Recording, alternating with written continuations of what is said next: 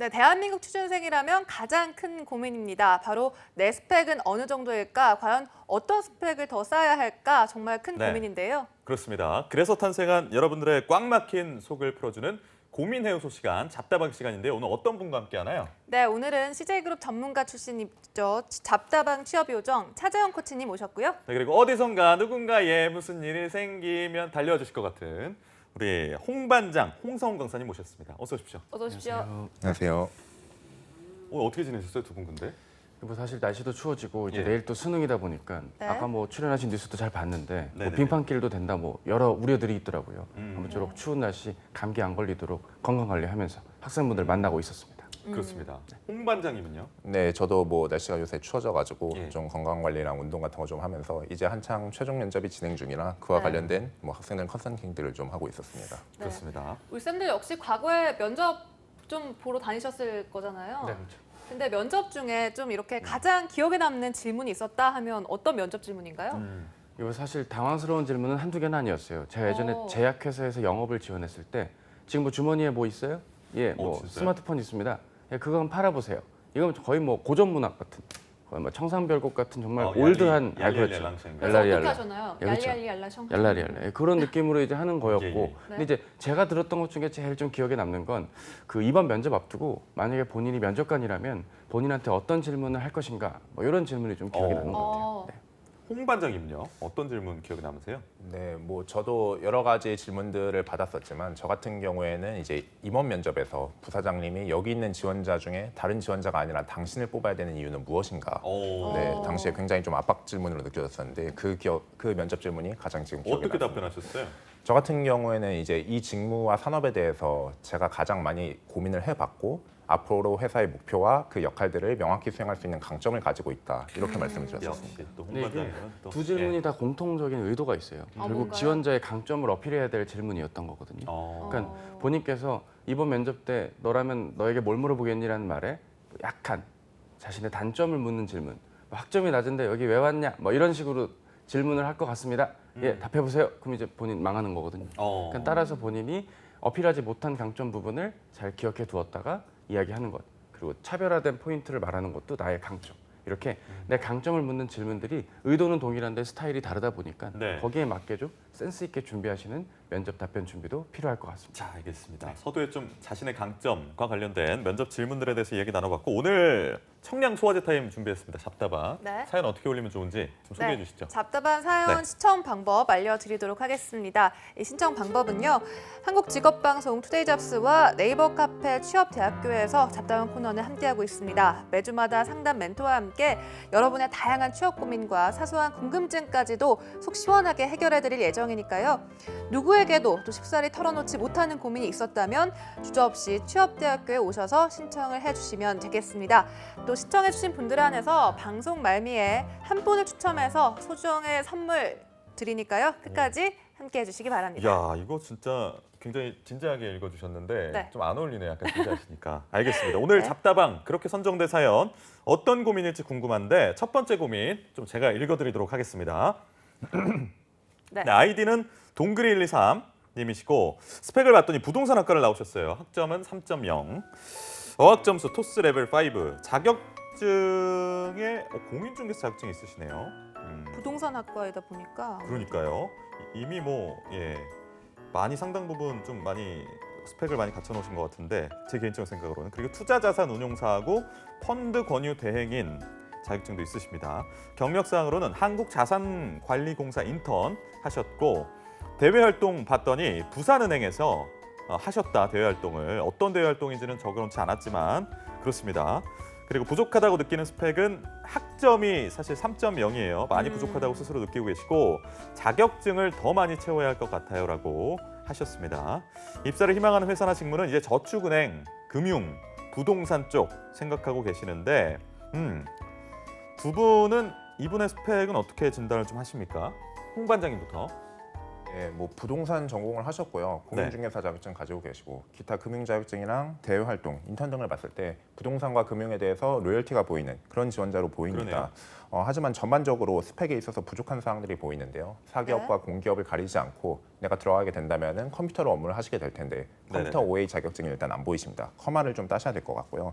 그리고 커마? 인문계 지원자로서 네. 토익 스피킹 레벨 5만의 어학 점수는 좀 부족하다는 생각이 듭니다. 낮죠? 네, 여전히 이제 기업에서는 토익 스피킹 등 말하기가 아니라 토익으로 지원 자격을 제한하는 곳들도 있기 때문에 인문 계열의 평균적인 스펙인 토익 800점 중반 그리고 말하기도 레벨 5가 아니라 가급적이면 레벨 6로 맞춰주셔야 나중에 삼성그룹 등을 지원하실 때 불이익이 없으실 거고요. 네. 학점은 이미 지나간 것이니까 이분 같은 경우에는 미련을 버리고 내가 개발할 수 있는 그런 강점들을 개발하셔야 될 텐데 네. 자격증 같은 경우에도 단순히 양을 늘리는 것은 더 이상 의미가 없다고 봅니다. 이미 충분한 자격증을 가지고 계시고 양을 늘리는 것보다는 이런 자격증을 통해서 내가 어떤 방향성을 보여줄 수 있는지 어떤 강점을 보여줄 수 있는지 그런 것을 생각하시면서 자격증을 따셨으면 좋겠습니다. 차코씨님은요? 예, 일단 우리 홍 반장님께서 앞서 말씀하신 것들이 네. 학점의 부족함을 만회하기 위한 자격들이 아니라 다른 곳들로의 지원을 위한 자격이라고 이해하시는 게 좋겠습니다. 뭐 앞서 말씀하신 뭐 커말이나 영어 말하기 점수 이런 것들이 공공기관이든 사기업이든 다 필요한 필수 지원 자격이니까 그쵸. 말이죠.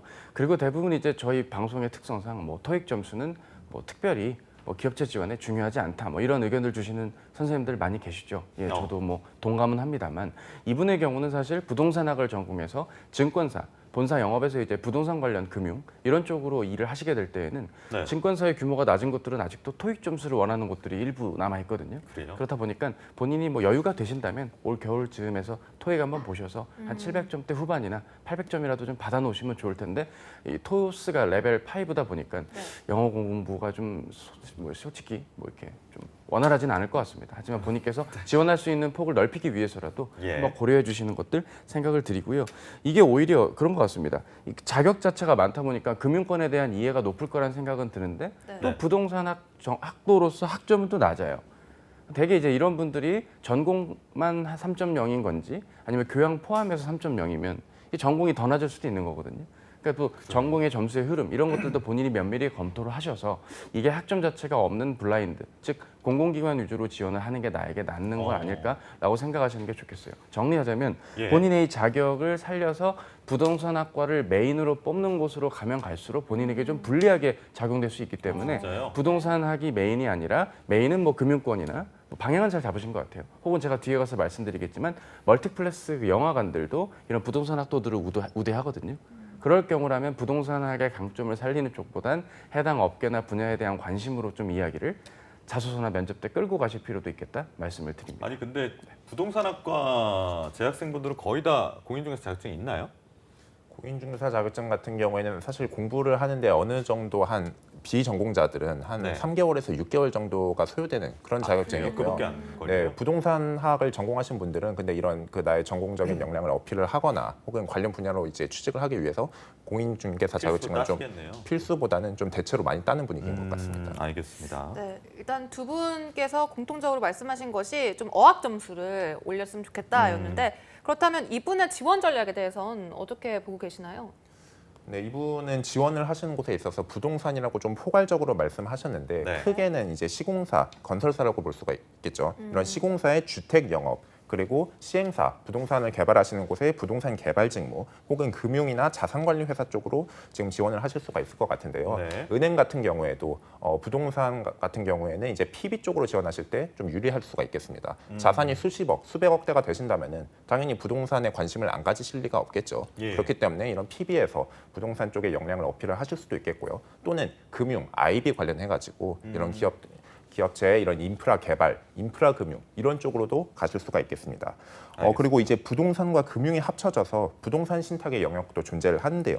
부동산 신탁 같은 경우에는 실제 본인이 취업을 희망하는 이러한 저축은행이라든지 시공사라든지 시행사 이런 금융권 등에서 경력직으로 이직이 많이 들어오시기 때문에 네. 본인이 부동산 쪽을 희망하신다면 부동산 신탁도 한번 진지하게 아니, 생각해 보신다면 좋겠습니다. 홍 반장님이 한국 자산 신탁 출신이시잖아요. 네. 부동산 신탁 관련해서 좀 더 얘기를 해주실 부분이 있을 것 같아가지고 이 부분 좀 자세히 좀 예, 좀 낱낱이 파헤쳐 주시죠. 네, 알겠습니다. 바닥 보일 때까지. 일단 신탁이라고 하면은 좀 생소한 단어이실 것 같은데요. 네네네. 이 신탁 같은 경우에는 여러분이 한국사 공부하셨을 때 이제 저희가 독립을 하고 나서 우리나라가 독립을 하고 나서 신탁 통치 관련해 가지고 한번 들어보셨을 것 같아요. 네네네. 친탁 반탁. 친탁 반탁 아닌가요? 저도 정확하게는 지금 기억이 나지 아, 않지만 저는 그 그리스 로마 신화 같은 데 보면 이제 신탁 받으러 네네. 네, 가서 이렇게 이제 신탁. 예, 그런 의미로 신탁을 알고 그 있었는데 신탁 같은 경우는 이제 신이 네. 내려주는 예, 그러한 예. 신탁인 경우고 이 개념에서의 신탁은 이제 믿고 맡긴다 그런 뜻입니다. 부동산 신탁. 네. 부동산 신탁 같은 경우에는 그래서 부동산을 믿고 맡긴다 아. 이런 개념이 되겠고요.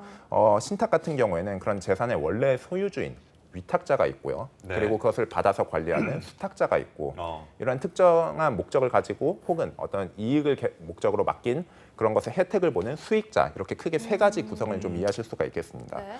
부동산 신탁이 왜 등장했냐 이거 같은 경우에는 부동산 사업을 진행하면서 실제로 많은 그런 피해 사례들이 있었었거든요. 부동산에 자금을 투자를 했었는데 그런 자금을 받고 잠적하는 분들도 있었고 불량 사기가 일어나는 경우도 있었고요. 사업 같은 경우가 진행되다가 망가져서 이제 중단이 되었는데 각종 채권자들이 다 회수를 하고 나다 보니까 투자를 한 사람이나 분양을 받은 사람들이나 돈을 회수하지 못하는 그런 경우들도 있었습니다. 네. 하지만 이런 금융위원회의 인가를 받은 전문적인 부동산 신탁사에게 소유권을 이전한다면은 그 사업의 신용도가 올라가게 되고 좀 더 네. 투명하고 효율적인 진행이 가능해지잖아요. 네. 그렇기 때문에 부동산의 개발과 부동산 대리 사무, 관리, 투자, 컨설팅 등 종합적인 부동산 서비스를 제공하는 곳이 부동산 신탁사다. 이렇게 이해를 하시면 되겠습니다. 자, 그러면 우리가 취업 관련해서 궁금한 건 다 이제 홍 반장님한테 신탁하면 되는 건가요? 부동산 신탁 관련해서는 저한테 신탁을 하신다면은 그 부분에 한정해서 공공기관과 일반 쪽도 제가 신탁을 좀 해드리겠습니다. 겸손하게 또 말씀해 주시고 차 코치님은 덧붙이실 말씀이 있을 것 예, 같아요. 뭐 부동산 특강 잘 들었습니다. 사실 뭐 저는 관련한 내용을 잘 모르는지라 아주 쏙쏙 내용을 잘 전달해 주신 것 같고요. 어쨌든 우리 동그리 친구는 그런 것 같아요. 이 동그리 친구님이 이제 1, 2, 3 친구가 지원을 하려는 경쟁자들이 다 부동산 학도들일 거예요. 그분들 대비 학점이 좀 낮아요. 따라서 지금 남들이 다 가는 데를 넣었다가 오히려 좀 역효과가 날 수 있기 때문에 선택과 집중을 잘 해주셔야 됩니다. 그러니까 확률 게임에 돌입해야 하는 것이 본인에게 유리하겠다는 말씀을 드리는데요. 결국에는 뭐 인턴 경력도 있고 은행 시중은행 서포터즈 관련된 활동들도 하셨으니 그쪽까지도 지원의 폭을 넓히셔서 부동산 학도만이 가지는 메리트를 조금이라도 빛날 수 있는 곳에서 자신의 강점을 일반 경상 계열 친구들보다 우월함을 좀 어필하는 쪽으로의 지원도 폭을 넓혀보는 건 좋은데 굳이 뭐 유통 소비재 기업까지 지원은 좀 불가하지만 영화관 산업 특히 이런 곳에서 수요가 간헐적으로 공차로 있으니까 입지를 좀 알아봐야 되는 거잖아요, 그죠? 그리고 그러네요. 그렇죠. 해외 사이트에 진출한 그 영화관 브랜드들도 해외 그 지역의 사이트들도 같이 좀 조사를 해야 되는 것들도 비리비재에 있다 보니까 부동산 학도들을 우대하는 경우들이 있습니다. 따라서 좀 폭을 넓혀서 지원하면 의외로 빨리 취업할 수 있다. 이렇게 말씀을 그걸 드립니다. 넓혀라. 확률 게임에서 승리해라라는 말씀하셨어요. 네. 이제 이 동그리 123님께는 정말 좀 폭을 넓혀서 지원해보라라는 차코치님의 조언이 있었습니다. 뭐 더 하실 조언이 있으신가요? 두 분. 뭐 사실 홍반장님. 뭐 부동산 특강도 다 들어서 전 뭐 더 드릴 말씀 없고요. 예, 방향은 맞으시니까 잘하시되 폭을 조금만 더 넓혀주세요. 그 부동산 사무소 개업하는 거에 대해서 어떻게 보세요, 홍 반장님? 부동산 사무소 같은 경우에는 근데 요새 공인중개사를 이제 실제 자격증을 따신 분들이 점점 늘어나고 계시고 이쪽에서의 경쟁도 치열해지고 있고 그리고 레드오션이군요. 부동산 시장 자체가 요새 좀 침체기에 접어들어가지고 네. 지금 시점은 글쎄요 모르겠습니다. 미래는 어떻게 될지 모르겠지만 지금 시점에 바로 공인중개사로 가시는 것은 저는 별로 추천드리고 싶지는 않습니다. 알겠습니다. 네, 알겠습니다. 이렇게 동그리 123님의 사연 들어봤는데요. 오늘 쌤 조언에 따라서 신중히 판단을 하셔서 구직 활동에 좀 도움이 되셨기를 바라겠습니다. 이제 다음 사연으로 가보도록 하겠습니다. 다음 사연은요. 이 소닉 123님께서 이제 재빠르신가 봐요. 보내주셨습니다. 네, 사연 빨리 한번 오셨나? 읽어보죠. 네. 스펙 내역서는 학교와 학점 그리고 전공은 인서울과 정보시스템 그리고 학점은 3.3점입니다. 네. 또 어학 점수가 토익 750점 그리고 오픽이 IH 등급. 자격증을 보니까요 3개 정도가 있습니다. 4개네요. 정보처리기사, 한국사 2급. 네, 이게 SQLD, 이게 뭔가요? ADSP. 그 네. 정보 처리 관련해서 언어라든지 여러 가지 정보처리 툴을 관련. 네, 알겠습니다. 네. 그리고 경력사항으로는 금융공기업 인턴 경력을 가지고 계시고요. 음. 대외 활동은 교회 프로젝트 공모전 이 활동 내역이 있습니다. 부족하다고 느끼는 스펙에 학점 유유라고 적어주셨습니다. 예. 입사 희망 회사는 금융 및 공기업을 목표로 하고 있습니다라고 말씀을 해주셨고요. 하고 싶은 말에 역시 학점 걱정이 많으신데요. 이미 물 건너간 학점 점점 괜찮을까요? 유유라고 써주셨습니다. 이 네. 24살 여성 구직자분의 사연 함께 만나보셨는데요. 이분의 경우 좀 전체적으로 어떻게 보셨습니까? 차 코치님? 예, 뭐 일단은 공공기관 지원이 메인이라 하셨으니 블라인드이다 보니까 네. 학점이 뭐 그렇게까지 영향이 있을까?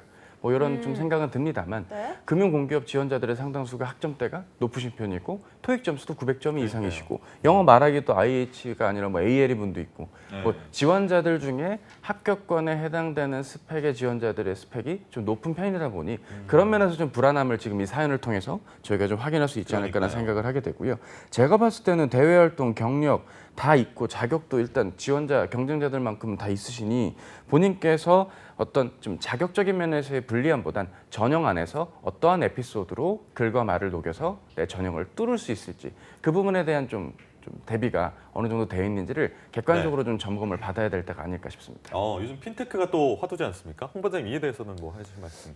네, 금융권이 요새 IT 인력의 채용이 많기 때문에 IT를 전공하신 분들 반드시 금융권도 지원 전략의 일부로 좀 포함을 하셨으면 좋겠고요. 네. 대표적인 금융권인 은행권을 한번 예를 들어서 말씀을 드려보겠습니다. 은행권 IT 같은 경우에는 크게 IT와 디지털로 직무가 나뉘게 되는데 IT 같은 경우에는 시스템 메인터넌스, 즉 SM이라고 하죠. 뭐 삼성 SDS라든지 LG 뭐 CNS, SK CNC 등에서 대규모 프로젝트로 업무 시스템을 구축하면 그런 업무 시스템을 은행에서 운영하는 인력들이 바로 은행권 IT가 되겠습니다. 예. 시스템의 유지 보수, 기본적인 역량으로 자바라든지 오라클 등의 역량의 요구가 되겠고요. 내가 이와 관련해서 어떤 개발들을 해왔고 어떤 기본기를 알고 있고 어떻게 이것을 적용시킬 수 있는지 그런 관심들을 어필을 하셔야 되겠습니다. 디지털 같은 경우에는 인공지능이라든지 빅데이터, 블록체인 요새 한창 화두인 그런 핀테크들을 네. 실제 은행 시스템에 접목시키는 그런 업무를 하시게 될 텐데요.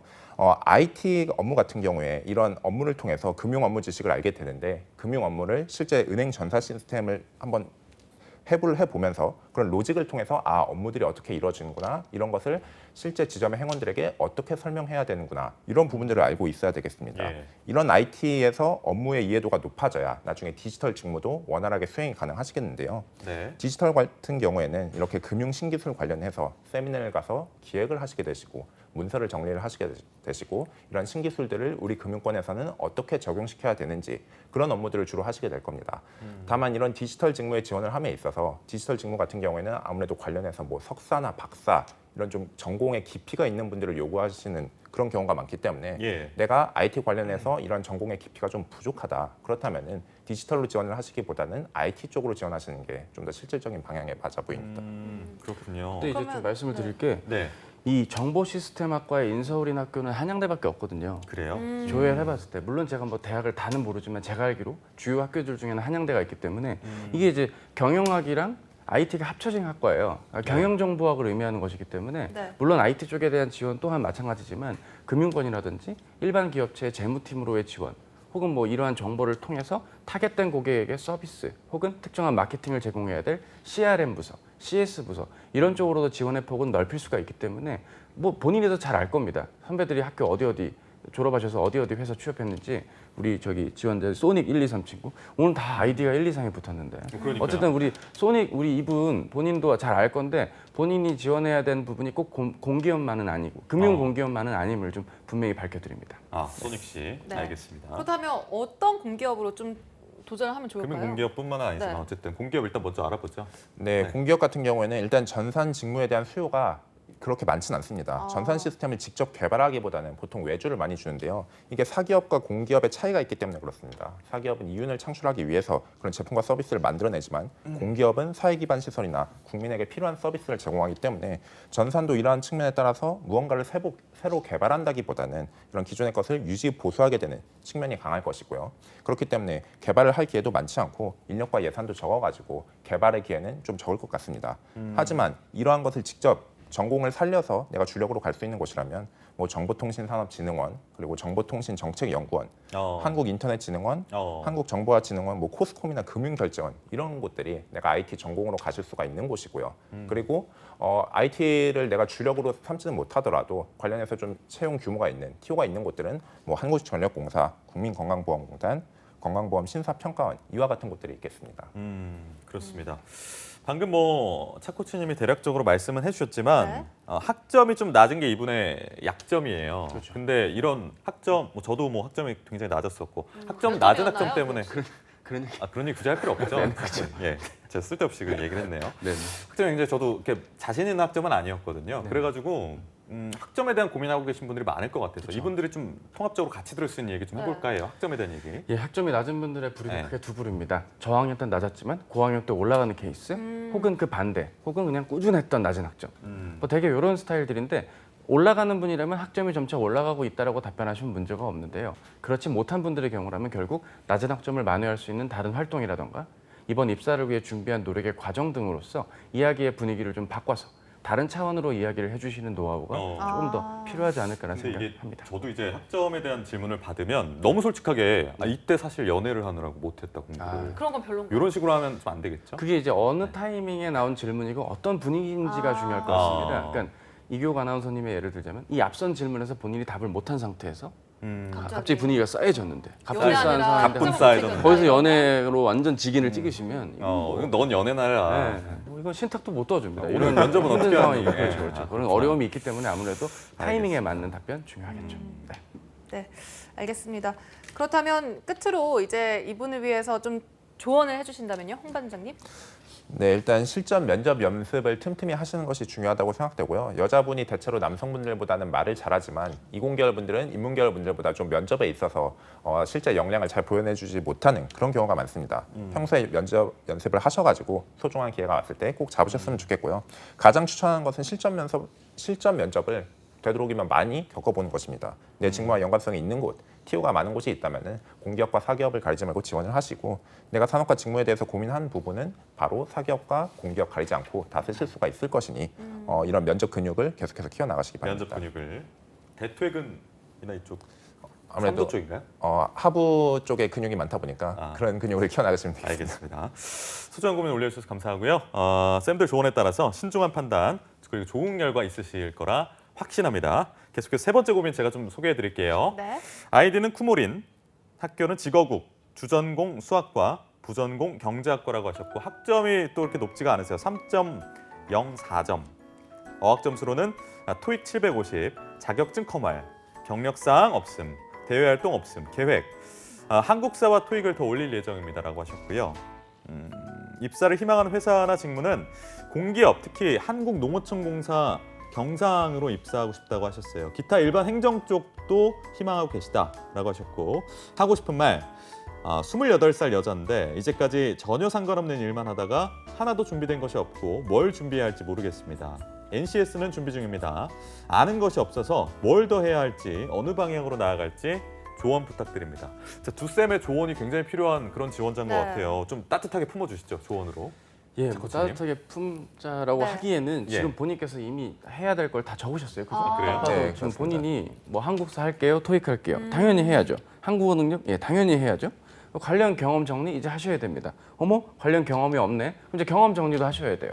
전체적으로 해야 할 것들에 대한 방향은 있는데 제가 봤을 땐 과연 실천력적인 면에서 본인이 얼마만큼 적극적으로 지금 이쪽에 대한 지원 준비를 했는가. 제가 봤을 땐 주전공 수학에 부전공 경제학. 예. 본인이 처음부터 취업을 목적으로 두고 이 학교 지원하신 거 아닐 겁니다. 그러니까요. 때가 되다 보니 학교 외에 학업 이외의 활동에 좀 많이 관여를 하신지라 학점 관리가 좀 아쉽게 되었던 부분들. 그러다 보니까 임박해서 취업을 하려니 내 낮은 학점을 봐줘줄 곳은 없고 결국 택한 건 공공기관, 공공기관에서도 이런 부분. 이렇게 좀 마이크로하게 접근을 해주는 이 방향과 선택은 좋은데 사실 많은 TO가 있는 곳은 아니라고 저는 알고 있습니다. 따라서 지금 본인께서는 기타 일반 행정 쪽 모두 희망한다. 예, 이 부분에 밑줄이 그어져야 되고 이 부분에 맞게 본인이 최대한 많은 부분 뭐 직업기초 능력이 됐건 전공 필기가 됐건 경제학이 되겠죠. 최대한 공부를 좀 빡세게 하셔서 많이 하셔서 본인이 이 거의 학교 시험 대비하듯이 이 전형별 대비에 입각한 준비가 가장 필요할 거고요. 그동안 사연 주셨던 여러분들과는 달리 뭐 너무 방향이 명확합니다. 뭐 이게 따뜻하게 안아드리려고 했는데 완전 그냥 보리타작을 했네요. 하지만 어찌됐건 본인에게 중요한 게 무엇인지 알고 계시다면 우리 아이디가 쿠모린. 네, 쿠모린. 어떤 의미인지 모르겠지만 우리 쿠모린 친구의 방향은 응원할 것이고 이제 하시기만 하면 됩니다. 제발 시작해 주세요. 방향은 네. 맞다라는 말씀. 네, 네. 방향은 맞다. 이렇게 약간 따끔하게 좀 이렇게 집어주셨는데요. 그만큼 더 잘 되길 바라는 마음에서 네, 차 코치님이 이렇게 말씀해 주셨습니다. 그렇다면 이제 홍 반장님 조언 들어봐야죠. 오빠의 조언. 경험과 경력이 이제 없으신 것이 가장 눈에 띄었고요. 가장 추천드리는 것은 공기업 인턴을 실질적으로 해보시는 겁니다. 근데 내가 관심 있는 곳에 공기업에 인턴 기회가 없다, 가까이 있는 곳에 인턴 기회가 없다면은 그 해당 공기업에서 위탁하고 있는 사업이 있는지 그런 부분을 한번 검색을 해보시기 바랍니다. 꿀팁이네요. 네, 나라장터 사이트를 통해서 검색을 하실 수가 있는데요. 나라장터 사이트요. 네, 나라장터 사이트의 사용법 같은 경우에는 인터넷에 치시면 자세히 나와 있으니 그런 부분을 참고를 하시고요. 이 나라장터 사이트 검색을 통해서 내가 관심 있는 공기업이 용역 위탁을 준 사업이 있고 그 사업을 따는 곳에서 마침 관련해서 뭐 사무보조라든지 아르바이트라든지 혹은 인턴 등을 뽑고 있다면은 그곳으로 지원을 하신다면은 내가 비록 해당 공기업에 직접적으로 인턴으로 고용이 되어서 일을 한 것은 아니지만 네. 해당 공기업의 관련 사업들을 수행을 하시게 되면서 내가 할 얘기들이 생기는 것이거든요. 그렇기 때문에 나라장터 사이트를 한번 적극적으로 이용을 해 보시고요. 이분이 지금 한국농어촌공사 이쪽으로 네네네네. 지금 지원을 하고 싶다 말씀을 하셨는데 그러니까요. 그렇다면은 똑같이 나주에 본사가 있는 한국농수산식품유통공사 지원을 하실 수도 있겠고요. 다만 지원을 하시기 위해서는 토익 점수 850 이상과 면접 전형에서 외국어 면접 전형이 있으니 스피킹 연습이 필요하실 겁니다. 그리고 이분이 지방 거점 국립대학으로서 뭐 농어촌공사를 콕 집어주셨는데 만약 글 쓴 분 대학이 전남과 광주 지역에 있다면은 제가 말씀드리는 공공기관들을 지역 인재 혜택을 받을 수 있으니 좀 관심을 갖고 지원하셨으면 진짜요? 좋겠습니다. 네. 네. 한국전력공사, 한전 KPS, 뭐 한전 KDN, 한국인터넷진흥원과 같은 곳들을 지원을 하실 수가 있겠고요. 네. 제가 언급한 곳들 외에도 광주나 이제 전남 지역에 본사가 있는 공기업 그리고 지역 전문 사원으로서 내가 광주 전남 지역으로 지원할 수 있는 그런 공기업. 나주혁신도시에 있는 기업들이죠, 이게. 네, 그렇습니다. 아, 그리고 알겠습니다. 이제 뭐 지방 공기업도 이분이 지원을 하실 수가 있겠고 일반 행정 쪽도 관심이 있다고 하시니 당연히 한국전력공사, 건강보험공단 그리고 코레일과 같은 대규모 채용을 하는 곳들도 지원을 하셔야 되겠죠. 이 나라장터가 그러니까 수주 입찰을 하는 공개된 사이트입니다. 그러니까 공공기관이라든가 대학교들에서 용역을 올려주면 거기에 네. 맞게 수주 입찰을 하는 들어가는 사이트들인데 아. 공공기관들 또한 거기에 해당되는 용역을 업링크를 올리면 거기에 맞게 관계된 관계사들 혹은 관계된 기관들이나 법인들이 또 들어가는 거니까 그런 의미로서 지금 나라장터 말씀을 주셨고 꿀팁이니까 참고하셨으면 진짜 좋을 것 같습니다. 꿀팁이네요. 이거 나라장터 꼭 기억하시길 바라겠고 네.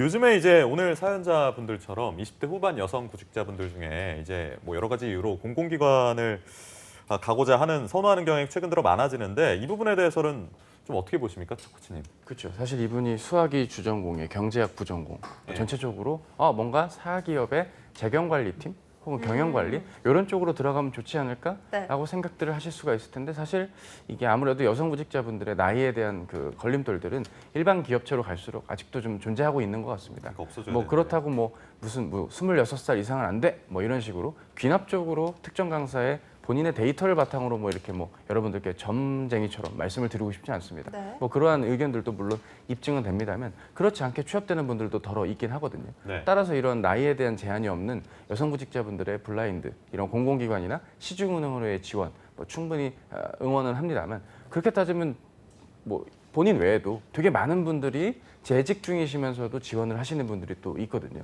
실제로 주중에는 근무를 하시다가 네. 주말에는 문제집을 사서 필기 공부를 하시고 올드루키들. 올드루키들 이런 분들과의 대결 즉 본인이 지원할 수 있는 건 오케이인데 본인의 경쟁자의 풀이 더 넓어지고 있는 일들이 있기 때문에 오히려 경쟁은 더 치열해지고 커트라인도 올라가겠죠. 따라서 공부를 처음 들어가셨던 그 초창기의 구직 활동 초기의 노력보다 더 큰 노력을 좀 해줘야만 한다는 것이 부담으로 작용될 수 있기 때문에 더 많은 노력이 좀 필요할 것 같네요. 따뜻하지 못해서 죄송합니다. 그러니까 따뜻했습니다. 네. 감사합니다. 홍 반장님은요? 네, 나이가 많아지면 당연히 블라인드 채용에 관심이 가는 것은 네, 맞을 겁니다. 하지만 그럼에도 저는 사기업 지원을 포기하시지 말라 이렇게 말씀드리는데요. 공기업만 지원하겠다. 그것은 네. 공기업에 올인하겠다. 지금 이런 것과도 비슷하게 볼 수가 있는데 실패하면 뒤가 없는 것이 바로 이런 올인이거든요. 만약에 실패했을 때 그럴 때를 대비할 수 있는 플랜 B를 갖고 올인하시는 것인지 그런 것을 여쭤보고 싶고요. 그게 아니라면은 이제 공기업 지원이 만약에 실패를 한다. 공기업 지원하느라 몇 년이 흘렀다면은 결국 취업을 하기 위해서는 다시 사기업 지원으로 돌아와야 될 겁니다. 그때 몇 년이 흘렀을 때 다시 돌아오지 마시고 지금부터 꾸준히 사기업 지원을 하시기 바라고요. 실제 조사 자료에 의하면은 많은 기업의 인사 담당자들이 여성분들의 신입 그런 구직자의 나이 상한선을 30대 초반으로 생각한다고 응답을 했습니다. 여전히 사기업을 취업하실 수가 있는 나이고요. 마지막으로 사기업을 지원하시는 게 이분의 멘탈 관리를 위해서도 좀 좋을 겁니다.